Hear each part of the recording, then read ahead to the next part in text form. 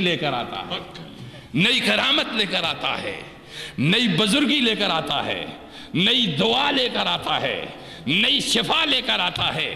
اگر وہ رات کے پچھلے پہر آسمانی بلندیوں پہ نہ جائے، رات کے پچھلے پہر رب کے قدموں پہ سر نہ رکھے، رات کے پچھلے پہر آنکھوں سے چشمے جاری نہ کرے، رات کے پچھلے پہر ہاتھوں کو نہ اٹھائے، رات کے پچھلے پہر سسکیاں نہ لے، رات کے پچھلے پہر آنسو نہ بہائے، رات کے پچھلے پہر جب اس کے جسم پہ کپ کپی طاری نہ ہو، خوف طاری نہ ہو، اور اس کے اوپر ایک زبردست قسم کی کیفیت طاری نہ ہو، اس وقت تک وہ دوسرے دن کے لیے نئی غذا، نئی شفا، نئی تازگی، نئی قبولیت نہیں لا سکتا، نہیں لا سکتا۔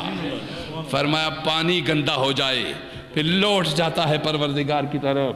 انسان اللہ کا دوست غفلت کے سبب میں غفلت سے مانوس ہو جائے، رات کو پھر پچھلے پہر لوٹتا ہے رب کے پاس، اور تہجد کی، نماز کی، ذکر کی، فکر کی کیفیت میں پھر مولا سے اپنی لو لگا کے دوسرے دن کے لیے ایک نئی روحانی غذا لے کر آتا ہے، ایک نئی روحانی تازگی لے کر آتا ہے۔ اب قرآن مقدس بیان فرما رہا ہے، سنو، ارشاد فرمایا گیا کہ ہم تم پہ یہ برساتے اگر ہم نہ چاہیں، ہاں ارشاد فرمایا کہ بادلوں سے پانی تم برساتے ہو یا ہمارا قانون پرورش برساتا ہے، اگر ہم نہ چاہیں تو یہ کھارا ہی رہے، ہم نہ اس کو میٹھا کریں تو یہ کھارا ہی رہے۔ ارشاد فرمایا پھر تم اللہ کے قانون کی قدر کیوں نہیں کرتے؟ اللہ کہہ رہا ہے پھر تم میرے قانون کی قدر کیوں نہیں کرتے؟ اس آگ پر بھی غور کرو اور اس کے ایندھن میں استعمال ہونے والے درختوں کو تم پیدا کرتے ہو یا ہم پیدا کرتے؟ درخت، اس سے ہم پھل بھی دیتے ہیں، اس سے ہم صحت بھی بخشتے ہیں، اس سے ہم توانائی بھی دیتے ہیں، اور اس سے ایندھن بھی ہم مہیا کرتے ہیں جس سے تم اپنی غذاؤں کو پکاتے ہو۔ پروردگار فرماتا ہے دیکھو ہماری ایک ایک چیز سے تم کتنے کام لے رہے ہو۔ ما خلقت ھذا باطلا، ہماری تخلیق کی زبردست حکمت یہ ہے کہ ہم کسی شے کی ایک ذرے تک کو بھی بیکار نہیں پیدا کرتے۔ حیوان ہے تو اس کی ہر چیز آپ کی ضرورت میں استعمال ہوتی ہے، درخت ہے تو ہر شے آپ کی ضرورت میں استعمال ہوتی ہے، پھول استعمال ہوگا، پھل استعمال ہوگا، لکڑی استعمال ہوگی، چھلکا استعمال ہوگا، وہ فضائیں ہیں وہ بھی صاف کر کے نیا آکسیجن بنا کے تمہارے استعمال کے لیے رکھ دیتے ہیں۔ پروردگار چاہتا ہے غور کیوں نہیں کرتے تم کہ میں باہر بھی ہوں، میں اندر بھی ہوں، میں ہریالی میں بھی ہوں، میں خشکی میں بھی ہوں، میں ہر چیز میں ہوں۔ تم صرف یہ سوچتے ہو کہ میں کسی مخصوص جگہ پہ تمہیں مل رہا ہوں، تم دیکھتے کیوں نہیں ہر پتے سے گزرو، اس کے اوپر یہ ہریالی، ہر درخت کا پتا ایک نئی شان دے رہا ہے، ایک نئی شکل اس کی ہے، ایک نئی صورت اس کی ہے، ایک نیا رنگ اس کا ہے، ہر پھول ایک نیا ہے، ایک نئی تازگی اس کے اندر، نئی خوشبو ہے، نئی مہک ہے۔ پروردگار فرماتا ہے یہ جب تم دیکھو تو تمہیں پکار اٹھنا چاہیے، سبحان الذی ما خلق، سبحان اللہ، یہ پروردگار وہ خالق ہے جس نے یہ چیزیں پیدا فرمائی۔ تمہیں میرے یاد صرف مسجد مندر میں نہیں آنی چاہیے، صرف بیت اللہ بت خانہ میں، ہر دیر و حرم میں نہیں آنی چاہیے، ہر جگہ جہاں میری تخلیق دیکھو پکار اٹھو کہ یہ ہمارے خالق کی تخلیق ہے۔ ہر شے مسجد ہے، ہر جگہ اس کے ذکر کی نشانیاں ہیں، ہر جگہ اس کے فکر کی نشانیاں ہیں۔ پروردگار بارشوں میں ہے، بادلوں میں ہے، پھولوں میں ہے، کلیوں میں ہے، پھلوں میں ہے، رنگوں میں ہے، ذائقوں میں ہے، محبت میں ہے، غیظ میں بھی ہے، غضب میں بھی ہے، قدرت میں بھی ہے، قوت میں بھی ہے، قدر میں بھی ہے، ہر شے میں پروردگار عالم ہے۔ وہ بتا رہا ہے کہ میں کون ہوں۔ اب سمجھو، اسی کو آگے بیان کرتے ہوئے ارشاد فرمایا کہ جب یہ تم کرو گے تو تمہیں توحید، اللہ کی وحدت نظر آئے گی۔ یہ ہے وہ توحید جو صوفیہ بتاتے ہیں، یہ ہے وہ توحید جو کون بتاتا ہے؟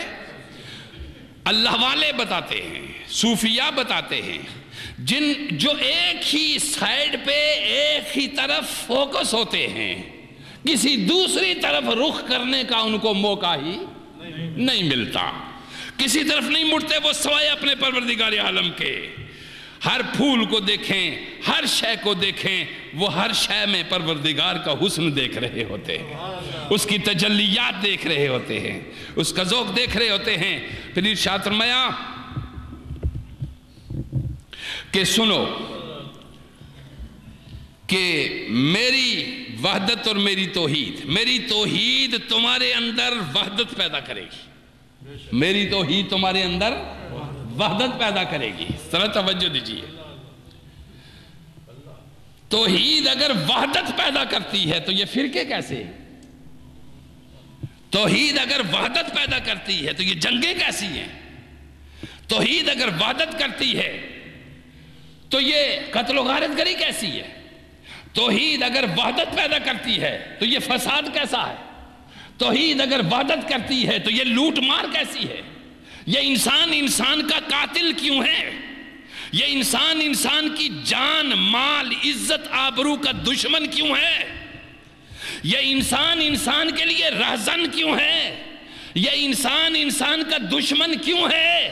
اگر تم سب مواحد ہو، تم سب توحید کے پرستار ہو، تم سب توحید کے قائل ہو، تو اہل توحید کے اندر وحدت کیوں نظر نہیں آتی؟ اہل توحید کے اندر وحدت کیوں نظر؟ پروردگار فرماتا ہے، سنو قرآن مقدس ارشاد فرما رہا ہے کہ ہم جو بتا چکے کہ توحید میں اگر مفاد پرستی حائل ہو جائے تو توحید نہیں رہتی، توحید میں اگر انا حائل ہو جائے تو توحید میں اگر حسد داخل ہو جائے تو توحید میں اگر ہرس داخل ہو جائے تو توحید نہیں رہتی، توحید میں اگر لالچ داخل ہو جائے تو توحید نہیں رہتی، توحید کے اندر اگر خود غرضی داخل ہو جائے تو توحید نہیں رہتی، توحید کے اندر اگر یہ چیزیں داخل ہو جائیں، پروردگار فرماتا ہے انسانیت کو ٹکڑوں میں تقسیم پہلے ایک عمل نے کیا، اور وہ بیان کر رہا ہے، قرآن بیان کر رہا ہے کیسے؟ فرما رہا ہے کہ انسانیت تو اس طرح ٹکڑوں میں تقسیم کر دینا، دنیا میں فساد کی صورت پیدا کر دینا، اس کی بنیاد انسانی بنیاد پرستیوں پہ، مفاد پرستیوں پہ۔ اب قرآن اس کو بیان کر رہا ہے، انسانی مفاد پرستی پہ۔ سورہ بقرہ میں ارشاد فرمایا فَأَزَلَّهُمَ الشَّيْطَانُ عَنْهَا فَأَخْرَجَهُمَا مِمَّا كَانَ فِيهِ وَقُلْنَا اهْبِطُوا بَعْضُكُمْ لِبَعْضٍ عَدُوٌّ۔ سنیے ارشاد فرمایا پھر انسان پر انفرادی مفاد پرستیوں کے شیطانی جذبات غالب آ گئے، لہذا ان سے وحدت انسانی کی جنتی زندگی چھین لی گئی، ان سے وحدت انسانی کی جنتی زندگی چھین لی گئی، انسان اس بلند مقام سے گر کر گروہوں میں بٹ گیا۔